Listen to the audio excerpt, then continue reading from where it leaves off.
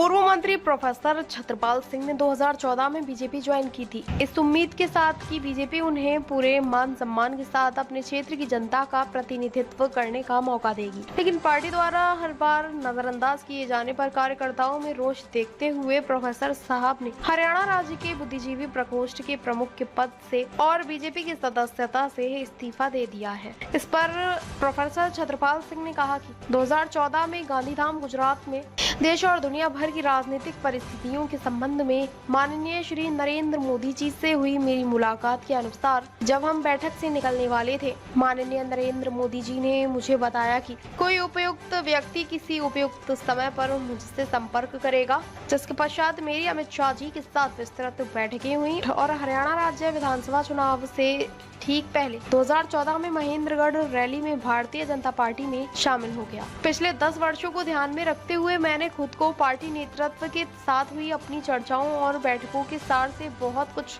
अलग पाया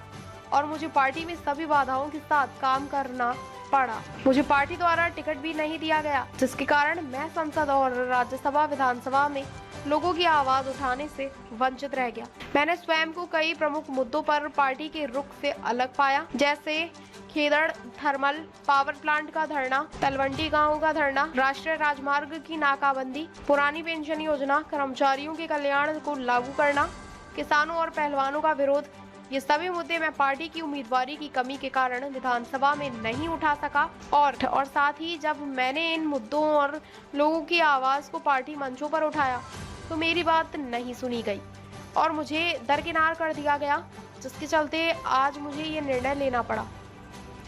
प्रोफेसर साहब ने बताया कि हिसार संसदीय क्षेत्र और हरियाणा की जनता मुझ पर लगातार दबाव बना रही है। मैं चुनाव क्यों नहीं लड़ रहा हूं और विधानसभा और संसद में उनकी आवाज क्यों नहीं उठा रहा हूं। हरियाणा विधानसभा चुनाव 2024 के इस अवसर पर भी पार्टी द्वारा मुझे उम्मीदवार न बनाने के निर्णय को ध्यान में रखते हुए और हिसार संसदीय क्षेत्र की जनता की इच्छा के अनुसार मुझे चुनाव लड़ने के लिए कहा गया है। मैं जनता के निर्णय का पालन करने के लिए बाध्य हूँ। इन परिस्थितियों के मद्देनजर तथा आगामी राज्य चुनावों में मुझे अपना उम्मीदवार बनाने की जनता के फैसले को देखते हुए मैंने पार्टी की प्राथमिक सदस्यता तथा सभी पदों से मेरा इस्तीफा तत्काल भेज दिया। किसी दूसरे पार्टी से चुनाव लड़ने पर प्रोफेसर साहब ने बताया, अभी इस बारे में विचार चल रहा है। जैसे ही किसी निर्णय पर पहुंचेंगे पूरी जानकारी जनता को दे दी जाएगी, लेकिन इस बार चुनाव लड़ेंगे ये तय है।